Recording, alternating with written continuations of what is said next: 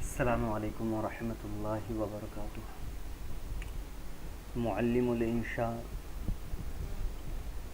کا یہ تیسرا سبق ہے، الدرس الثالث، جس کے اندر ہم کو مرکب کے بارے میں پڑھنا ہے۔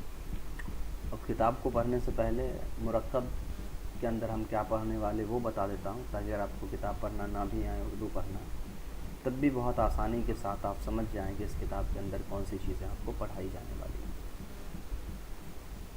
عربی زبان میں ایک مفرد ہے، ایک مرکب ہے۔ مفرد کا مطلب ہوتا ہے اکیلا، مرکب کا مطلب ہوتا ہے جڑا ہوا۔ تو مفرد اور مرکب آپ سمجھ گئے۔ مفرد کے معنی ہوتے ہیں اکیلا اور مرکب کے معنی ہوتے ہیں جڑا ہوا۔ تو ان کے معنی سے آپ کو ایک اندازہ ہو گیا ہوگا کہ کس بارے میں یہ ہوگا۔ اب اکیلا کا کیا مطلب ہوتا ہے؟ مفرد مطلب جو اکیلا ہے اس کے کیا معنی ہوتے ہیں؟ مرکب جو مل کے جڑا ہوا ہوتا ہے اس کے کیا مطلب ہے؟ وہ ہم سمجھنے والے ہیں۔ اکیلا کا مطلب ہے، مفرد کا مطلب ہے کہ ایک لفظ، عربی زبان میں جو بھی ایک اکیلا لفظ ہوگا وہ مفرد ہوگا۔ جیسے رجل ایک لفظ ہے، کتاب ایک لفظ ہے، زید ایک لفظ ہے۔ تو یہ سارے ایک لفظ ہیں، اسی لیے یہ مفرد ہے۔ لیکن مرکب کیا ہوگا؟ ایک سے زیادہ لفظ، جیسے جاء زید، راکب حامد، یا ماء البحر، یا کتاب زید، یا رجل عالم۔ تو یہاں کیا ہے؟ ایک سے زیادہ لفظ ہے۔ رجل عالم میں ایک رجل بھی ہے، ایک عالم بھی ہے، تو دو لفظ ہو گئے، تو ان کو کہا جائے گا مرکب۔ تو مفرد اور مرکب سمجھ میں آ گیا ہوگا آپ کو۔ اب اس چیپٹر میں ہم مرکب کے بارے میں پڑھنے والے ہیں، تو آ جائیے۔ مرکب تو اتنی بات تو سمجھ میں آ گئی۔ تو عربی زبان میں دو طرح کے مرکب ہوتے ہیں۔ ایک ہوتا ہے مرکب تام اور دوسرا ہوتا ہے مرکب ناقص۔ ایک ہوتا ہے مرکب تام، دوسرا ہوتا ہے مرکب ناقص۔ اب مرکب تام اور مرکب ناقص کیا ہے وہ میں یہاں پہ تھوڑا سا سمجھاؤں گا، پھر ہم لوگ انشاءاللہ آگے بڑھیں گے۔ ایک ہوتا ہے تام، دوسرا ہوتا ہے ناقص۔ اب یہ دونوں مرکب کی ہی قسمیں ہیں۔ تام کا مطلب ہوتا ہے مکمل، ناقص کا مطلب ہوتا ہے نامکمل یا ادھورا۔ ٹھیک ہے؟ تام مکمل، ناقص نامکمل، ادھورا۔ جب کبھی مرکب لفظ جو ہے، جو ایک سے زیادہ لفظ ہے، وہ ایک مکمل معنی بتا دیتا ہے، تو ہم کہتے ہیں یہ تام ہے۔ کیا مطلب ہوا اس کا؟ مکمل معنی بتا دیتا ہے۔ مطلب یہ ہے کہ ایک سے زیادہ لفظوں کو آپس میں جوڑ کر ہم جب کوئی بات کہتے ہیں تو سننے والے کو کوئی شک اس میں پیدا نہیں ہوتا ہے، تو ایسے جملے کو، ایسے مرکب کو ہم مرکب تام کہتے ہیں۔ مطلب یہ ہوا کہ میں اگر یہاں کہوں جاء زید، جاء زید، یہ مرکب ہے۔ یہ مرکب کیوں ہے؟ اس لیے کہ یہاں دو لفظ ہے، ایک جاء ہے اور دوسرا زید ہے، یہ مرکب ہو گیا۔ اب یہ مرکب تام کیوں ہے؟ یہ مرکب تام اس لیے ہے کہ جاء زید کا مطلب ہوتا ہے زید آیا۔ تو یہ ایک مکمل ترجمہ ہو رہا ہے، ایک مکمل بات بتائی جا رہی ہے زید کے آنے کی، تو اسی لیے یہ مکمل جملہ ہوا۔ اب یہ مکمل جملہ آپ کو کب سمجھ میں آئے گا؟ جب میں نامکمل ناقص جملے کی مثال دوں گا۔ اور ناقص اور ادھورا جملہ، نامکمل جملہ اس جملے کو کہیں گے، اس مرکب کو کہیں گے جس مرکب میں مکمل بات سمجھ میں نہیں آتی ہے۔ جیسے کتاب زید، زید کی کتاب۔ تو کیا زید کی کتاب بول دینا، پہلے تو یہ جان لیجیے کہ یہ مرکب ہے۔ کیوں مرکب ہے؟ اس لیے کہ یہاں بھی دو لفظ ہیں، ایک کتاب ہے ایک زید ہے. تو یہاں بھی دو لفظ ہے تو یہ بھی مرکب ہے. لیکن دونوں مرکب میں فرق کیا ہے؟ اوپر والا جو مرکب تھا وہ مکمل جملہ دے رہا تھا اس لیے مرکب تام تھا. نیچے والا جو جملہ ہے یہ مرکب ناقص ہے کیونکہ یہ ادھورا جملہ دے رہا ہے, ادھورا معنی دے رہا ہے. ادھورا معنی کا مطلب کیا ہوا؟ یہ ادھورا معنی اس طرح سے ہے کہ کتاب زیدن کا ترجمہ ہوتا ہے زید کی کتاب.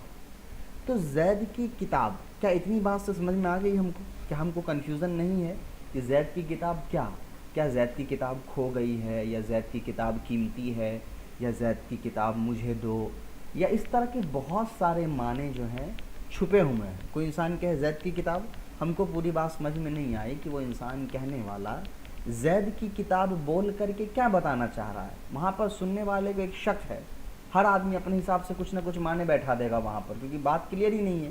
کوئی سوچ لے گا زید کی کتاب کھو گئی ہے, کوئی کہے گا زید کی کتاب جو ہے چوری ہو گئی ہے, کوئی کہے گا زید کی کتاب قیمتی ہے, کوئی کہے گا زید کی کتاب سستی ہے.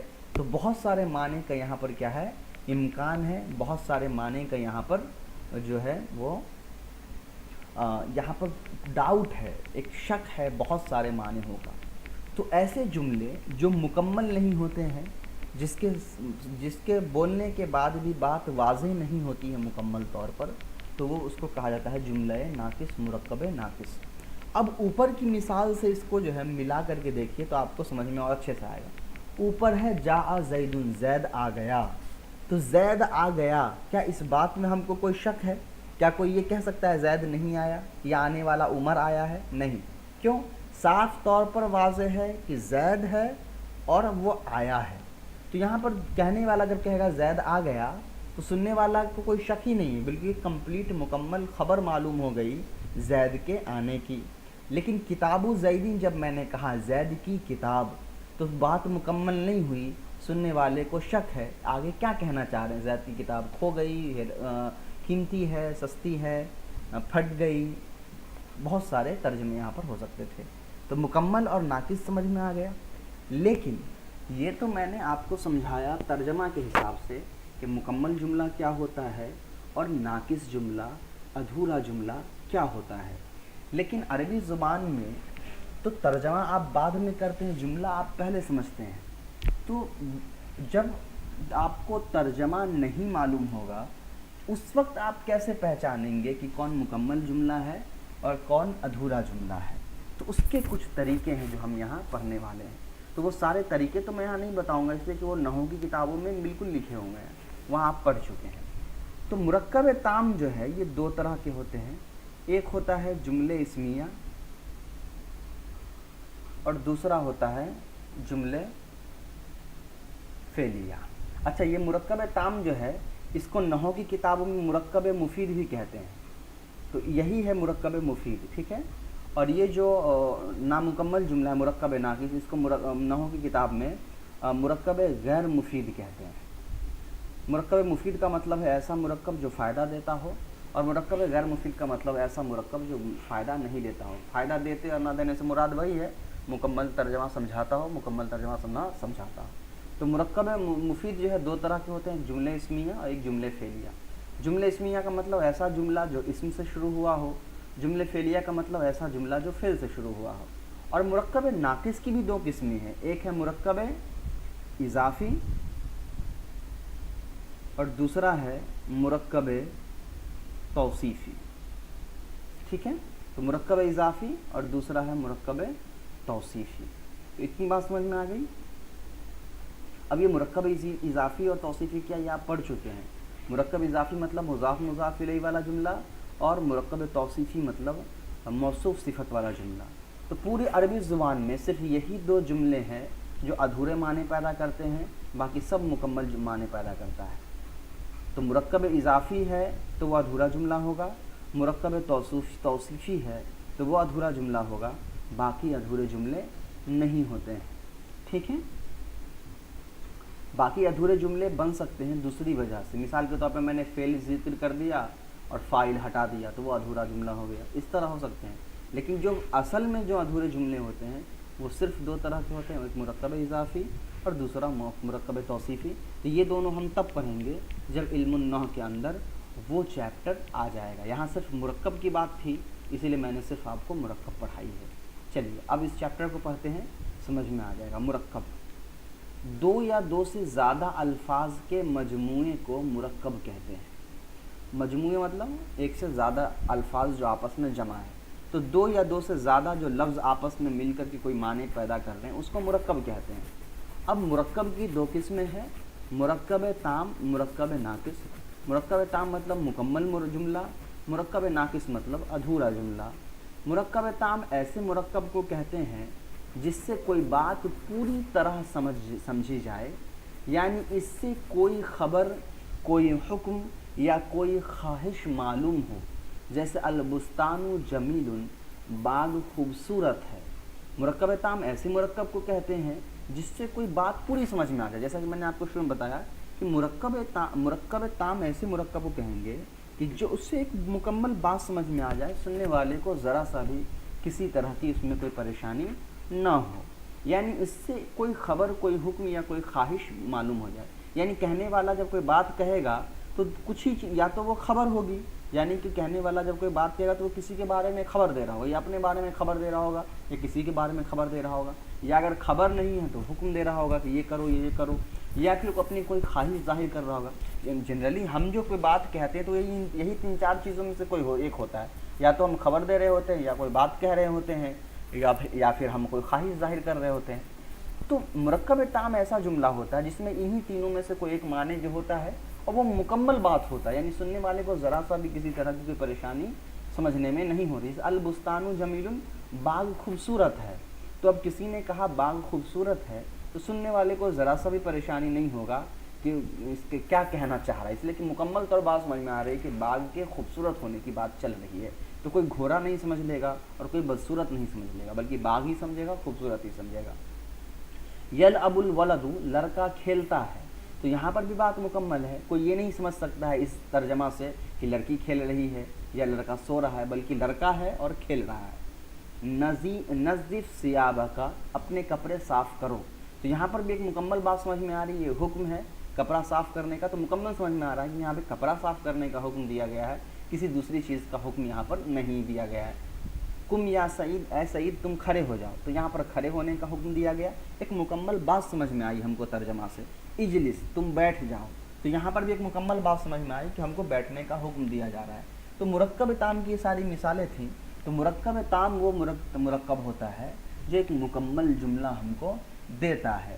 مرکب تام کو جملہ مفیدہ اور کلام بھی کہتے ہیں، جیسا کہ میں نے شروع میں آپ کو بتایا کہ جملہ مفید، مرکب مفید بھی کہتے ہیں۔ اب مرکب ناقص بالکل اس کا الٹا ہوتا ہے۔ مرکب ناقص اس مرکب کو کہتے ہیں جس سے کوئی پوری بات سمجھ میں نہ آتی ہو، جیسے الثوب نظیف، ستھرا کپڑا، صاف ستھرا کپڑا۔ تو صاف ستھرا کپڑا کیا، آگے کیا کہنا چاہ رہے ہیں؟ لاؤ، پہناؤ، پہن لو، کھولو، دھو، یا قیمتی ہے، یا سستا ہے، بہت ساری باتیں ہیں جو یہاں پر چھپی ہوئی ہیں، تو یہ مکمل جملہ نہیں ہے۔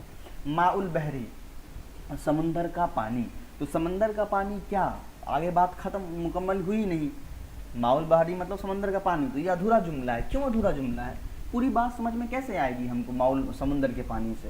یہاں پر بہت ساری باتیں ہو سکتی ہیں جو آدمی شک کے طور پہ لگا سکتا ہے کہ سمندر کا پانی جو ہے وہ کم ہو گیا، زیادہ ہو گیا ہے، میٹھا ہو گیا، کڑوا ہو گیا، تو بہت سارے شک یہاں پر ہے کہ اصل میں کیا بات کہنی چاہ رہی ہے، تو اس کو کہا جاتا ہے ادھورا جملہ۔ حذاء خالدین، خالد کا جوتا، تو یہاں بھی جو ہے وہ وہی معاملہ ہے۔ 15، 15، تو یہ بھی جو ہے مرکب ناقص کی کچھ مثالیں ہیں۔ مرکب ناقص کی کئی قسمیں ہیں۔ میں نے عام طور پہ آپ کو دو مرکب ناقص کی قسمیں بتائی ہے، ایک مرکب توصیفی ہے یعنی موصوف صفت والا، اور ایک مرکب اضافی ہے مضاف مضاف الیہ والا۔ تو مرکب ناقص کی اور بھی دو قسمیں اور ہیں، لیکن وہ چونکہ یہاں استعمال ہوتے نہیں ہیں زیادہ، اس لیے اس کو بیان کیا نہیں جاتا ہے۔ اب نوٹ، ایک بات یہاں جو ہے نوٹ میں لکھی گئی ہے کہ مرکب تام میں جو لفظ کم، اجلس، جو غیر بظاہر ایک ہی لفظ معلوم ہوتے ہیں، اس لیے شاید تمہیں مفرد کا شبہ ہو گیا ہوگا۔ حقیقت میں ایسا نہیں ہے، بلکہ اس میں ایک اور لفظ پوشیدہ ہے یعنی چھپا ہوا ہے، جو اگرچہ بولا نہیں جاتا مگر سمجھا جاتا ہے کہ ایک لفظ یہاں پوشیدہ ہے۔ یہ لفظ انتا کا ہے۔ جب اجلس کہا جائے گا اس سے مفہوم اجلس انتا ہی ہوگا، تو بات سمجھی جائے گی۔ اس لیے کہ یہ مرکب تام کے بخلاف مرکب ناقص کے، اس میں ماء البحری، استو النظیف، خمسۃ عشر وغیرہ اگرچہ دو لفظوں سے مرکب ہیں مگر ان سے کوئی بات سمجھی نہیں جاتی ہے۔ اب یہ نوٹ میں نے جان بوجھ کے جلدی پڑھ دیا اس لیے کہ میں نوٹ کو بہت ایزیلی خود سے سمجھا دیتا ہوں، اور اس کو سمجھانے کے لیے اوپر کی مثال پر غور کریے۔ یہاں پہ اجلس لکھا ہوا ہے۔ مرکب کے بارے میں نے ابھی آپ کو بتایا کہ مرکب دو لفظ سے بنتے ہیں یا دو سے زیادہ، لیکن یہ جو اجلس لفظ ہے یہ تو اکیلا ہے، اجلس بس یہ تو اکیلا لفظ ہے، تو یہ تو دو لفظ نہیں ہے، پھر اس کو کیوں ہم مرکب کہہ رہے ہیں؟ مرکب ہونے کا مطلب تو یہ تھا کہ دو لفظ ہو یا دو سے زیادہ ہو، اجلس ایک لفظ ہے تو یہ مرکب کیوں ہے؟ تو وہی نوٹ میں کہہ رہے ہیں اجلس ایک لفظ نہیں ہے۔ ہم جانتے ہیں کہ جب بھی کوئی فعل ہوتا ہے اس کا ایک فاعل ہوتا ہے، تو اجلس کے اندر چونکہ اجلس واحد مذکر حاضر کا صیغہ ہے تو اس کے اندر انت ضمیر فاعل ہے جو حاضر ہے، تو یہ ایک لفظ نہیں ہے بلکہ دو لفظ ہے، ایک اجلس لفظ ہے جو فعل ہے اور ایک انت ضمیر اس کے اندر ہے جو فاعل ہے، تو یہاں بھی دو لفظ ہوا، اسی لیے مرکب ہے نہ کہ مفرد۔ ٹھیک ہے، اب آ جائیے تمرین پر۔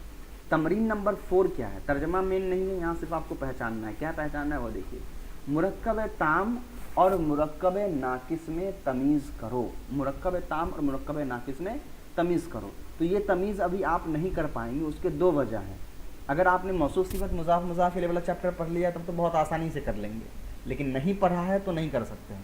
تو چونکہ نحو یہ معلم منیشا کی کتاب نحو صرف کے بعد پڑھائی جاتی ہے تو موصوف صفت مضاف مضاف الیہ آپ جانتے ہیں، ٹھیک ہے، اور جملے اسمیہ جملے فعلیہ سب کچھ آپ پڑھ چکے ہیں۔ پھر بھی میں پہلے ترجمہ کرتا ہوں اور آپ کو تھوڑا سا ٹائم دیتا ہوں سوچنے کے لیے، آپ مجھے بتائیں گے کہ مکمل جملہ ہے یا نہیں، اس کے بعد پھر میں آپ کو ایک مکمل جملے بتاؤں گا۔ اس کے بعد جو ہمارا جو معلم منیشا کی جو ہماری کتاب ہے اس کے جو سولوشن یہاں پر لکھے ہوئے ہیں اس سے میں آپ کو کر کے بتاؤں گا۔ یہ تمرین نمبر 4 ہے، تو اس سولوشن میں تمرین نمبر 4 پر ہم آ جاتے ہیں۔ دیکھ لیجیے یہاں تمرین نمبر 4 ہے، میں نے جملہ مرکب تام مرکب ناقص اور ترجمہ کر دیا ہے، لیکن اس پر بعد میں آئیں گے۔ پہلے یہاں دیکھیے میں ترجمہ کرتا ہوں، آپ مجھے بتائیے گا مرکب تام ہے یا مرکب ناقص ہے۔ یا بس بیسک یاد رکھے، مرکب تام مکمل جملہ دے گا، مرکب ناقص ادھورا جملہ دے گا۔ اب آ جائیے، الماء باردن، پانی ٹھنڈا ہے۔ اب یہ مرکب ناقص ہے یا مرکب تام؟ پانی ٹھنڈا ہے، ٹھیک ہے، آپ سوچ لیجئے۔ اب میں بتاتا ہوں، یہ مکمل جملہ ہے اس لیے کہ یہاں ذرا سا بھی کسی چیز کا شک نہیں ہے کہ پانی گرم ہے یا دودھ گرم ہے، بالکل پانی ہے اور ٹھنڈا ہونے کی پوری بات۔ الثوب نظیف، کپڑا صاف ستھرا ہے۔ تو اور بہت آسانی سمجھنا ہو مکمل جملہ نہ مکمل جملہ، جو مکمل جملے ہوتے ہیں اس کے اردو میں جب ہم ترجمہ کرتے ہیں تو ہے ہوں وغیرہ لگا دیتے ہیں، ٹھیک ہے۔ تو الثوب نظیف، کپڑا صاف ستھرا ہے، تو یہ بھی کیا ہے؟ مکمل جملہ ہے۔ البیت نظیف، صاف گھر، صاف گھر، تو صاف گھر مکمل ہے یا نامکمل جملہ ہے؟ صاف گھر سے پوری بات سمجھ میں نہیں آ رہی ہے کہ صاف گھر کیا ٹوٹ گیا، خریدنا ہے، بیچنا ہے، نہیں سمجھ میں آ رہا ہے، تو صاف گھر تو یہ نامکمل جملہ ہے۔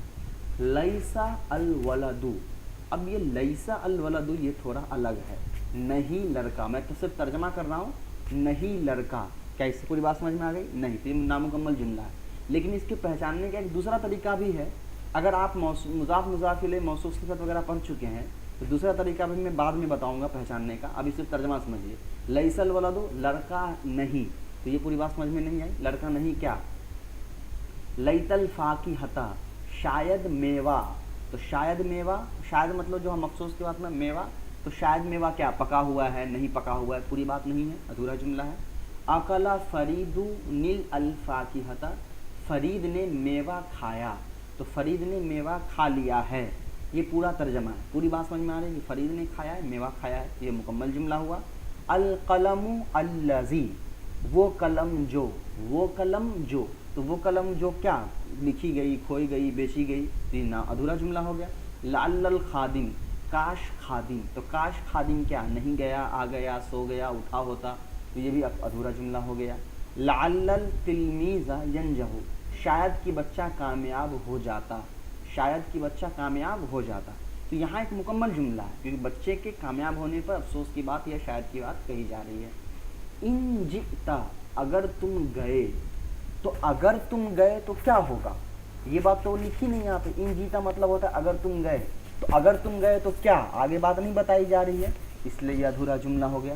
کأن الکتاب, کتاب کے جیسا, تو کتاب کے جیسا کا کیا, کتاب کے جیسا بھی پوری بات سمجھ میں نہیں آئی نا. کتاب کے جیسا کیا, تم بھی کتاب کے جیسا کتاب لکھو, کتاب کے جیسا پڑھو, کتاب کے جیسا سجا کے رکھو, بہت سارے ترجمے ہو سکتے ہیں. یہاں پہ پوری بات سمجھ میں آئی نہیں, کتاب کے جیسا کیا, تو اسی لیے ہم کہیں گے یہ ادھورا جملہ ہے. النجم لامع, ستارہ چمکتا ہے, تو پورا ہے لگا ہوا تو یہ مکمل جملہ ہوگا. الفاکہۃ ناضحۃ, میوہ پکا ہوا ہے, یہ مکمل جملہ ہو گیا. نامت الصبیۃ, بچی سو گئی ہے, مکمل جملہ ہو گیا. یہ تو میں نے ترجمہ سے آپ کو بتایا کہ مکمل جملہ کون ہے, نامکمل جملہ کون ہے. لیکن اب آئیے اصل وجہ جو میں سمجھاتا ہوں آپ کو, کہ اگر آپ کو ترجمہ نہیں معلوم ہوگا تب بھی آپ کیسے بالکل بہت آسانی کے ساتھ مکمل اور نامکمل جملہ کو پہچان سکتے ہیں. الماء باردن جو ہے یہ کون سی ترکیب جملہ ہے, پہلے آپ کو یہ کھوجنا ہوگا, تلاش کرنا ہوگا کہ یہ جملہ کون سا ہے, جملہ اسمیہ ہے یا جملہ فعلیہ ہے. الماء بارد جملہ اسمیہ ہے اس لیے کہ یہ اسم سے شروع ہے, الماء اسم ہے اس لیے کہ اس پر الف لام لگا ہوا ہے. اب یہ جملہ اسمیہ ہے اور دوسرا نکرہ ہے, تنوین ہے. آپ کو جو بات یاد رکھنی ہے وہ یہ یاد رکھیے, عربی زبان میں ادھورا جملہ صرف دو ہے, یا تو موصوف صفت ہے یا مضاف مضاف الیہ ہے. کیا الماء باردو موصوف صفت ہے؟ نہیں ہے.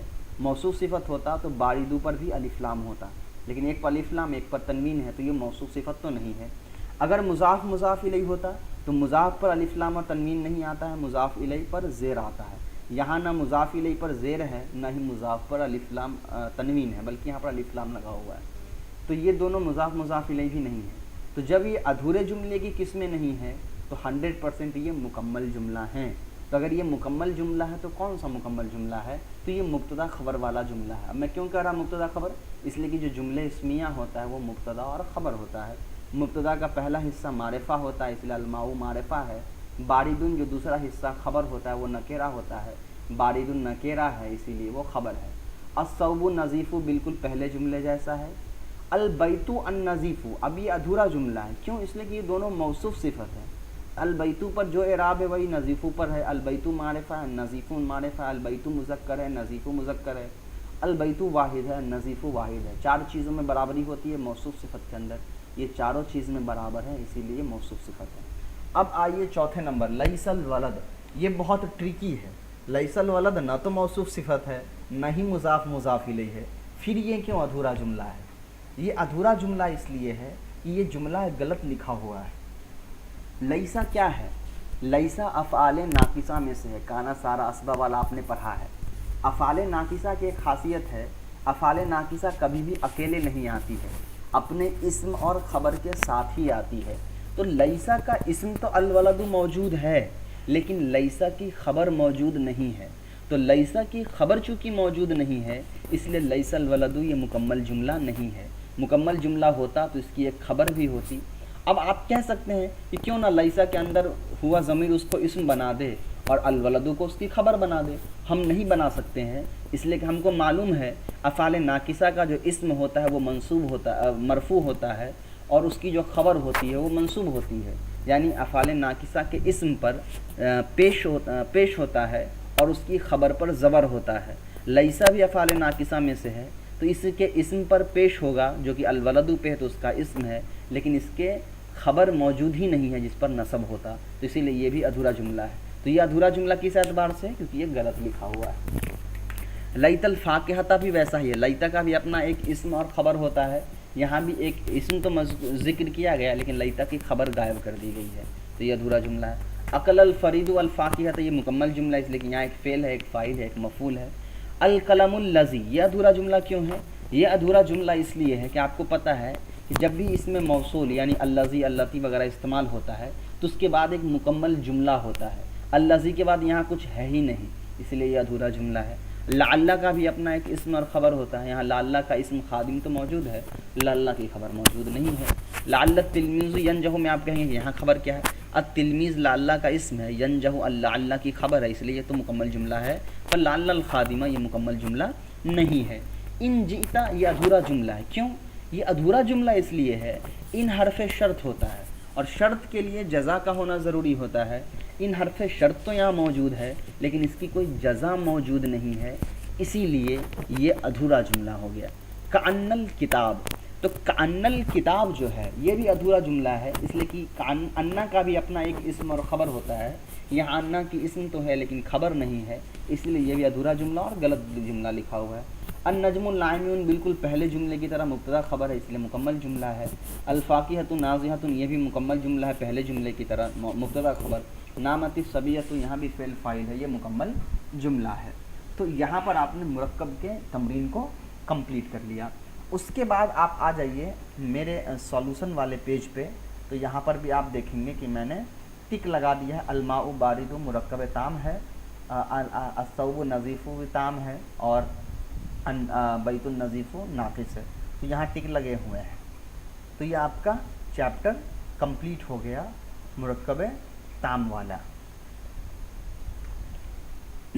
اب جو ایک اہم اعلان مجھے کرنا ہے وہ اس ویڈیو اور اس کتاب سے متعلق یہ کہ میں نے اپنی طرف سے پوری کوشش کی اس کتاب کو سمجھانے کی، اس کے تمرینات حل کرنے کی۔ یہ بہت اہم کتاب ہے، کسی ایک شخص نے بھی اگر معلم الانشاء مکمل طور پر بنا لی ہے تو اس کو عربی زبان میں کبھی بھی کسی طرح کی پریشانی نہیں ہوگی۔ پورے معلم الانشاء کے اندر ٹوٹل جو ہے وہ تقریباً 149 یا 50 تمرینیں ہیں، سوری 137 تمرینیں ہیں پورے معلم الانشاء کے اندر، ٹوٹل 134 یا 134 ٹوٹل تمرینیں موجود ہیں۔ تو یہ ساری کی ساری پوری تمرین آپ کو بنا کر آپ کے سامنے بالکل ایسے ہی بنا کر کے واضح کر کے دی جائے گی۔ اس کے علاوہ آپ کو ساتھ میں اس طرح کے سولوشن PDF بھی بنا کر کے دی جائے گی تاکہ آپ کے امتحان میں آپ کا کام آ سکے، اور کبھی زندگی میں آپ پریشان ہوتے ہیں، کچھ چیزیں بھول جاتے ہیں، تو یہاں اس کو دیکھ کر کے آپ سمجھ سکتے ہیں۔ تو دونوں طریقے سے آپ کو پوری معلم الانشاء جو ہے سمجھائی جائے گی، لیکن یہ جو معلم الانشاء کی ویڈیو ہیں یا کتابیں ہیں یہ ہمارے سبھی بچوں کے لیے اویلیبل نہیں ہے، یہ صرف ان بچوں کو دی جا رہی ہے جو بچے ہم سے یا تو ہمارے مدرسے میں پڑھ رہے ہیں، عالمیت کورس کر رہے ہیں، یا کوئی کسی دوسرے مدرسے میں پڑھ رہے ہیں لیکن مجھ سے یہ کتابیں وہ خرید چکے ہیں۔ تو آپ بھی جو ہیں اس کتاب کو مجھ سے خرید سکتے ہیں، بہت کم قیمت جو ہے وہ رکھی گئی ہے کتاب کی بھی اور پوری ویڈیو کی بھی۔ آپ دیکھ سکتے ہیں کہ ایک چیپٹر کو پڑھانے میں مجھے 30 سے 35 منٹ لگتے ہیں، اور پوری تمرین میں آپ کو سمجھاؤں گا تو اس میں کتنے زیادہ وقت لگیں گے۔ تو اس محنت کو سامنے رکھ کر کے بہت کم جو ہے وہ رقم اپنی ضرورت کے حساب سے کم طے کی گئی ہے۔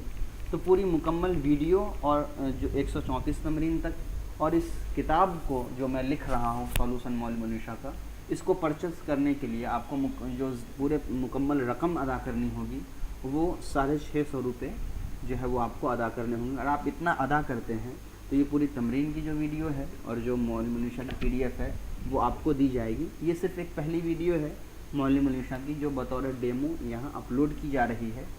اس کے بعد معلم الانشاء کی کوئی ویڈیو جو ہے وہ اپلوڈ نہیں کی جائے گی۔ ہاں آپ ایک دو تمرین کی مدد چاہیں تو آپ مجھ سے لے سکتے ہیں، لیکن اگر پوری ویڈیو آپ کو چاہیے پوری تمرین کی تو وہ اس کے لیے آپ کو پرچیز کرنا پڑے گا۔ السلام علیکم ورحمۃ اللہ وبرکاتہ۔